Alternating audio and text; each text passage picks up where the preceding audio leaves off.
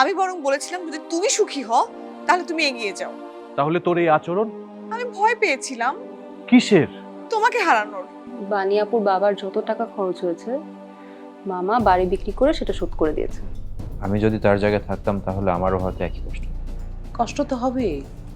একজন বাবা জানছে যে তার জন্য তার ছেলের জীবন ধ্বংস হয়ে যাচ্ছে। প্রীতির সাথে কথা বলেছি, কিন্তু আমার ফোন ধরছে না। বুঝলাম। না না আপু, তুমি বিষয়টা ভুল বুঝছো। আমি কিছুই ভুল বুঝছি না জেনে, আমি শুধু হিসাব মেলানোর চেষ্টা করছি।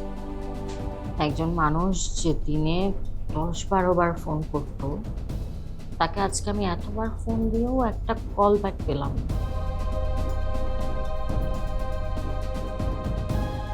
মায়া হবে না? এই বাড়িতেই তো প্রথম প্রীতি দৌড়াতে শিখেছে, সাব্বির প্রথম সাইকেল চালিয়েছে, কবিরের প্রথম স্কুলে যাওয়া শুরু এই বাড়িতে। আর আজকে দেখো সব কিছু গুছিয়ে অন্যের হাতে তুলে দিতে হচ্ছে। আমাদের কপালটা দেখো কেমন, একটা রোগ শুধু একজন মানুষের শরীরে হয়নি, পুরো পরিবারের জীবনটাকে না শেষ করে দিয়েছে। ভাইজান যদি এই বাড়িটা বিক্রি করতে চেত, আমি কি তাকে আটকাতাম? না, কিন্তু সেফ একটা চিঠি লিখে চলে গেল ভাইজান। সে তো তার সম্মান বাঁচিয়েছে, কিন্তু এদিকে তো আমাদের মাথার ছাদটাই নিয়ে গেছে। আমি রাগও করতে পারি না। ভাবি, একটা মানুষ কত কষ্ট পেলে এরকম একটা সিদ্ধান্ত নেয়। নিজের চিকিৎসার টাকা ছেলের বিয়ের শর্তের উপরে টিকে আছে, এটা জানার পরে একটা মানুষ কি করে এই বাড়িতে থাকে বলো? সব থেকে ঘৃণা লাগে একজন মানুষের উপর, মিথিলার উপর। ওর নাম তুমি মুখে আনবে না। নাটক, তাই না? কি নাটক! আমাকে কিচ্ছু করতে দিবে না, একেবারে বসিয়ে বসিয়ে খাওয়াবে। আহারে নাটক! শেষমেশ কি আমার এই সংসারের চাবির হোঁচা হাতিয়ে নিতে চেয়েছিল। আর আমিও তাকে কত বিশ্বাস করেছি, আমিও না পাগল। বিশ্বাস করে, তার উপরে অন্ধ বিশ্বাস করে সব কিছু ছেড়ে দিয়েছি। আমার যে কি করতে ইচ্ছে করছিল। থাক শিরলি, আমাকে আজ বলতে দাও, ওকে বাড়ি থেকে বের করে দিয়ে না আমি ঠিক কাজটাই করেছি। সাব্বিরকেও তো বলে দিয়েছিলাম, যে স্ত্রী তার পরিবারকে শেষ করে দেয় সেই স্ত্রীকে নিয়ে এক মুহূর্তে এই বাড়িতে থাকতে পারবি না। আর পারুন ঘরের খেয়ে ঘরের খবর বাইরে নিয়ে বেড়ায়, একদম বের করে দিয়েছি, উচিত শিক্ষা দিয়েছি। এর জন্য না আমার বিন্দু পরিমাণে কোনো আফসোস নেই। তো সাব্বিরের জন্য খুব খারাপ লাগে। সাব্বিরের জন্য তো কষ্ট হচ্ছে। আরে যে ছেলে বাবার চোখের দিকে তাকিয়ে সত্যটা বলতে পারে না, এমন ছেলে দিয়ে আমার কি হবে?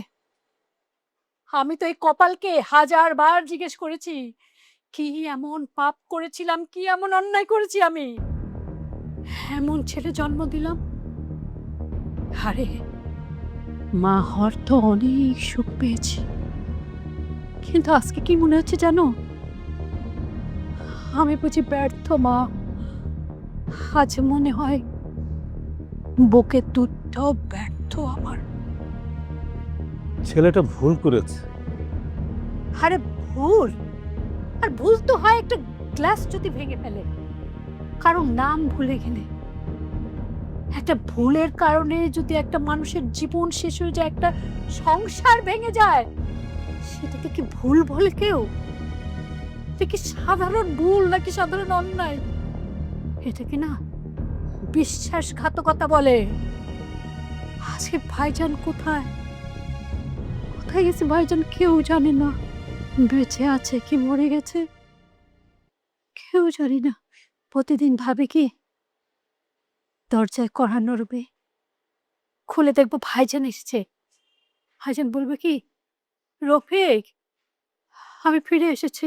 শিউলি দেখো দেখো শিউলি, আমি চলে এসেছি। কিন্তু না, কেউ আসে না। দরজা খুললেই দেখি ভাইজান নেই, শুধু বাতাস। এই তুমি কি রেহানা আপার সঙ্গে কথা বলেছো? হ্যাঁ, ফোন দিতে চেয়েছিলাম, কিন্তু হঠাৎ মনে হলো উনি তো গ্রামের বাড়িতে গিয়েছিল, গতকালই ফিরেছে। যাওয়া উচিত। আমাদের হাতে আর সময় কত? এই মাস শেষ হতেই আর কতদিন বাকি আছে? এখন থেকে যদি কিছু ঠিক না করি, পরে তো মাথা গোঁজার ঠাঁই পাবো না কোথাও। রেহানা আপা বলেছে আগে তুই চলে আয়, তারপর দেখা যাবে। শোনো, আপার কথাটা শুনে না একটু ভরসা পেয়েছি, কিন্তু মানুষ কি সারা জীবন অন্যের বাড়িতে আশ্রয়ে থাকতে পারে? দেখো শিউলি, মানুষ সব পারে। যখন নিজের ঘর ছাড়তে হয়, তখন সব অহংকার ট্রাঙ্কে ভরে রেখে দিতে হয়। আজকে না হয় সাহায্য চাইবো, তারপর একদিন আমরা ঘুরে দাঁড়াবো। জীবন তো এইভাবেই চলে। আর তুমি না থাকলে না, আমি একেবারে অসহায় পড়তাম। আর তুমি না পাশে থাকলে তো আমি টিকতেই পারতাম না।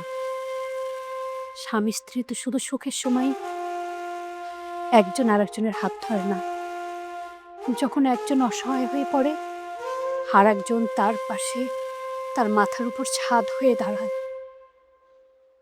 আমরা তো একে অপরকে হারাইনি, পাশেই আছে। চলো, এই বাড়িতে যেহেতু ছেড়ে যেতে হবে, অগোছলো করে ছেড়ে যাওয়া যাবে না। আমরা গুছগাছ শুরু করি, সুন্দর করে গুছিয়ে পরিষ্কার পরিচ্ছন্ন করে দিয়ে তারপর যাই। চলো আসো।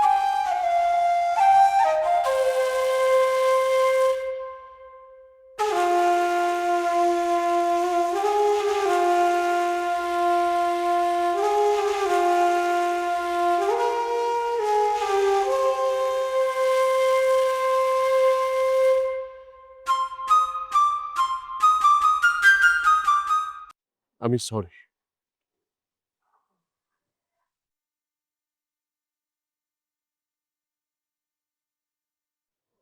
আমি জানি আমি যতই বলি না কেন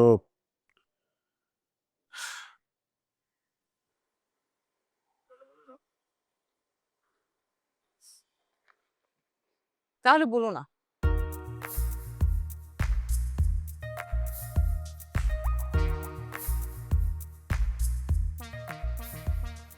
দেখলে সমস্যাটা কিন্তু এখানে।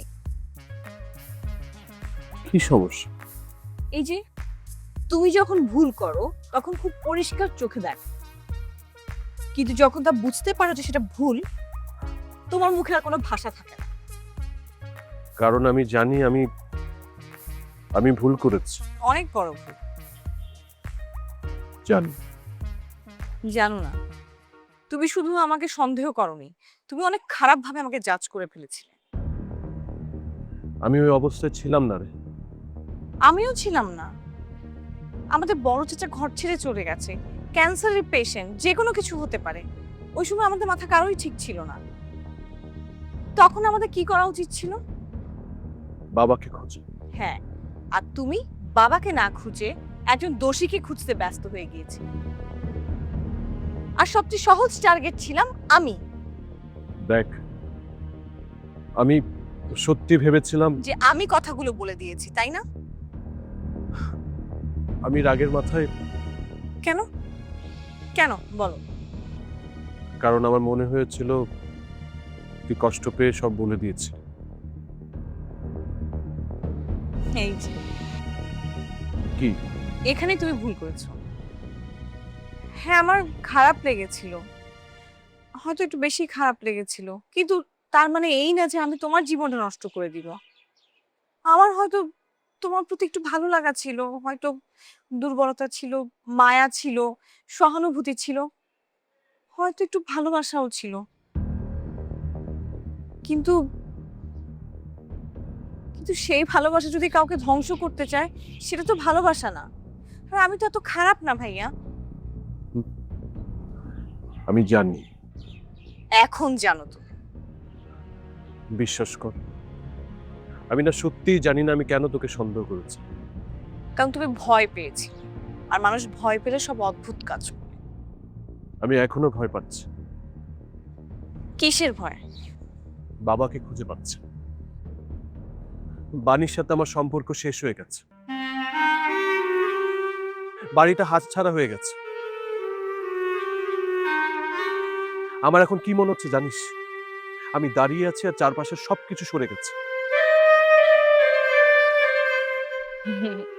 কারণ তুই খুব কনফিডেন্টলি ভুল কথা বলছিস। ভুল? ভুল কোথায়? এই যে আমি যে রান্না শিখছি, হ্যাঁ। সেগুলো অ্যাপ্লাই করব না? না, কেন? কারণ কাস্টমারদের জীবন অনেক মূল্যবান। রুশো, কি? তুই আমাকে অপমান করলি। না না, আমি রেস্টুরেন্টটাকে বাঁচাইলাম। তুই লিস্ট দে। না। দে বলছি। না। দে বলছি। তুই কি দিবি? তুই কি নিবি? হ্যাঁ। হ্যাঁ, নে। দে। নে নে নে, আরে নে দে বলছি। নে। তুই একটা কাজ কর, তোকে প্রমিস কর, কি? তোকে প্রমিস কর কাস্টমারদের ওপর কোনো রকম এক্সপেরিমেন্ট করবি না। তোর মাথা। প্রমিস? না। তাহলে তাহলে কি? এইটা আরে রে, কি করছিস? ছিড়ি। রুশো, ছিড়ি রুশো, ছিড়ি। খারাপ হয়ে যাবে আমি বলছি। আরে কিসের খারাপ? ছিড়ি। আমি তোকে সাবধান করতেছি। ছিড়ে ফেললাম। রুশো, গেলাম। তোর আজকে খবর আমি আছে। গেলাম, আমি গেলাম, আমি গেলাম। তুই আমার লিস্ট ছিড়বি, হ্যাঁ? তুই আমার লিস্ট ছিড়বি, হ্যাঁ? মানে কি? মানে কি? হ্যাঁ?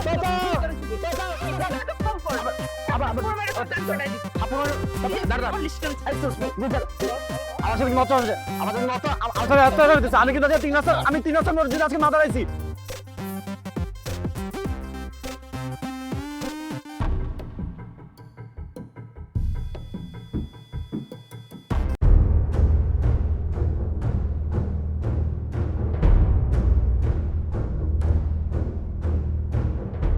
আমি মনে হয় ভুল সময় চলে আসলাম। না না না, উফ হায় আল্লাহ। তুমি জানো সবচেয়ে ভয়ের বিষয় কি? মানুষ যখন জানতে পারে সে কোনো কিছু নিয়ন্ত্রণ করতে পারে না। তুমি ভেবেছিলে অন্তত ঘটনাটা কে ঘটিয়েছে এটা তুমি জানো। হ্যাঁ। সেটাও ভুল হবে। আমি এখনো বুঝতে পারছি না, কি? মিথিলা কেন করবে? পৃথিবীর সবাই ভালো কিছুর জন্য কাজ করে না। কিন্তু এত বড় একটা কাজ। সংসার মানুষকে অনেক বদলে দেয় ভাইয়া। কেউ কেউ সংসার বাঁচাতে গিয়ে ভুল করে, আবার কেউ সংসার দখল করতে গিয়ে। তাই বলি কি একটা সংসার বাঁচাতে গিয়ে আরেকটা সংসার ভাঙবে? ভাঙে। এতটা? তুমি মানুষকে অনেক সহজ ভাবে দেখো। এখন আর দেখি না। ভালো এটা ভালো না, কিন্তু বাস্তব। আমি আমি বাবার সামনে কিভাবে দাঁড়াবো? আগে মানুষটাকে খুঁজে বের করো। আমি ভয় পাচ্ছি। আমরাও পাই। প্রতিদিন দরজায় আওয়াজ শুনলে মনে হয় চাচু এসেছে, ফোন বাজলেই মনে হয় চাচুর খবর এসেছে, কিন্তু কিছুই হয় না। এই বাড়িতে কতগুলো বছর, কিছু জায়গা বাড়ি হয় না, তাহলে মানুষ হয়ে যায়। তুমি চাচুকে আগে খোঁজো। ঠিক আছে।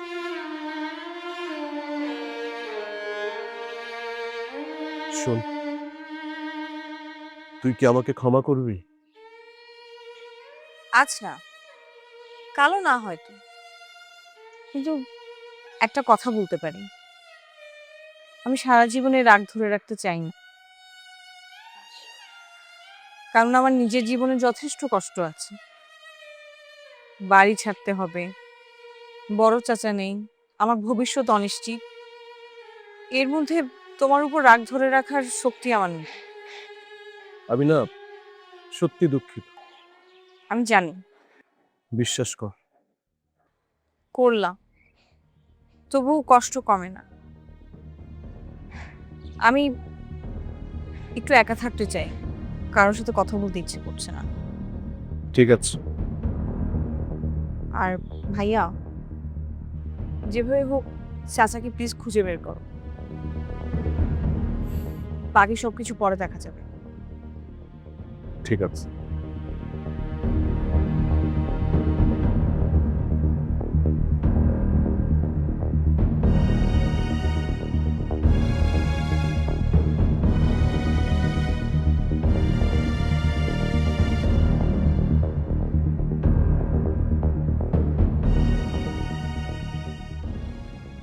আম, আমি তাহলে পরে আসি। না না না, পরে আসবে কেন? হ্যাঁ, আয়।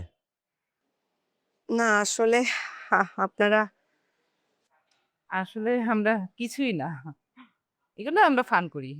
আরে ফ্যামিলি ওয়ার্ম আপ চলছিল। ওহো, ওকে ইগনোর করো। এই তুই কি জন্য আসিস বলতো? আসলে হুম। বড় চাচাকে তো এখনো খুঁজে পাওয়া যায়নি। হ্যাঁ? সবাই খুঁজছে। কোনো খবর? উম, তেমন কোনো খবর না, তবে আরেকটা বিষয়ে খবর আছে। কি? উম, আমাদের বাড়িটাও তো এখন আর থাকছে না। আম, চাচি যদিও একটা ব্যবস্থা করেছে। কেমন ব্যবস্থা? আম, চাচির একটা খালাতো বোন আছে, ওনার বেশ বড় একটা বাড়ি আছে। ওই বাড়িতে কয়েকটা রুম ফাঁকা আছে। আপাতত হয়তো আমরা ওখানেই উঠবো। আর তারপর? উনি আমাদের সবাইকে ওখানে থাকতে বলেছে। ভালো তো। মানে তাহলে তুই কি করতে চাস বলতো? আমি হ্যাঁ, জানি না। তোর বাবার সাথে তোর কথা হয়েছে? হুম। উনি উনি কি বলেছেন? বললো যেখানে যেভাবে সুবিধা হয়।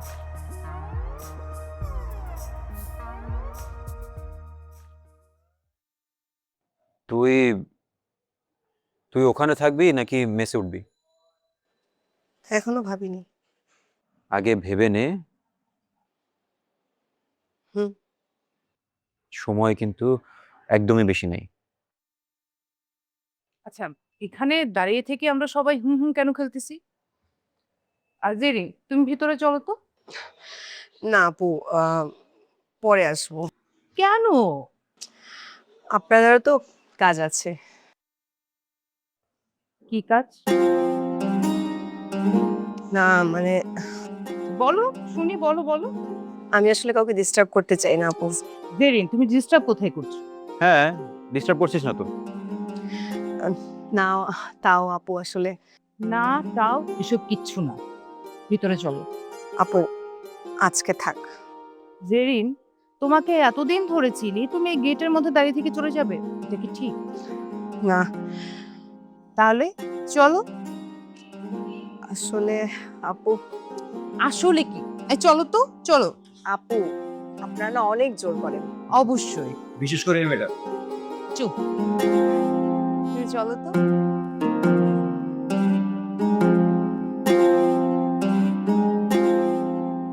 বস। ঠিক আছে আপা। বসতে বলেছি, বস। আসসালামু আলাইকুম। ওয়ালাইকুম সালাম। তুমি রফিক? জি আপা। বসো। জি, চা খাবে? কষ্ট করবেন না। আমি জিজ্ঞেস করেছি চা খাবে কিনা, কষ্ট করার কথা জিজ্ঞেস করিনি। আপা, আপনি এখন আগের মতোই আছেন। হ্যাঁ, আগের মতো আছি, বুড়ো হয়নি, তাই না? আপনার সামনে এখনো কথা বলতে ভয় লাগে। সেটা তো খুবই ভালো। মানুষ ভয় না পেলে নিয়ম মানে না, বুঝলি? আচ্ছা, বাড়িটা দেখলি জি, কেমন? অনেক বড়। আরে বড় না, মানে এখনকার ফ্ল্যাটের তুলনায় একটু বড় আর কি। আমাদের জন্য আসলে অনেক বড়। আরে বড় না, তোমরা তো অনেক বড় একটা বাহিনী। বাহিনী বলতে পারেন। কতজন? সত্যি আসলে আমরা খুব বিপদে পড়ে গিয়েছিলাম। বিপদে পড়েছে বলেই তো এসেছো। বাড়িটা যারা কিনেছে 1 মাস সময় দিয়েছিল। জানি আমি। 1 মাসের মধ্যে বাসা খোঁজা, আবার এতগুলো টাকা অ্যাডভান্স। বানিয়া পরিবারের বড় বউ হবে, কখন মিথিলার গুরুত্ব কমে যাবে। জাস্ট এই কারণে মানুষ কখনো কখনো নিজের জায়গা বাঁচাতে গিয়ে অন্যের ঘর ভেঙে ফেলে। সেখানে যত মানুষ কম ওঠা যায় ততই ভালো। পারু নাই, মিথিলা নাই, সাব্বির নাই, ভালোই হয়েছে। সত্যি বলতে কি আপা, আমার একটু স্বস্তির লাগছে। ওদের কথা আর বলিস না তো, ওদের নাম শুনলে না আমার মাথা ধরে যায়। ঠিক আছে আপা, আর ওদের নাম উচ্চারণ করবো না। মানুষ নিজের সন্তানের কাছ থেকে এমন ব্যবহার পেলে কি করে বলতো?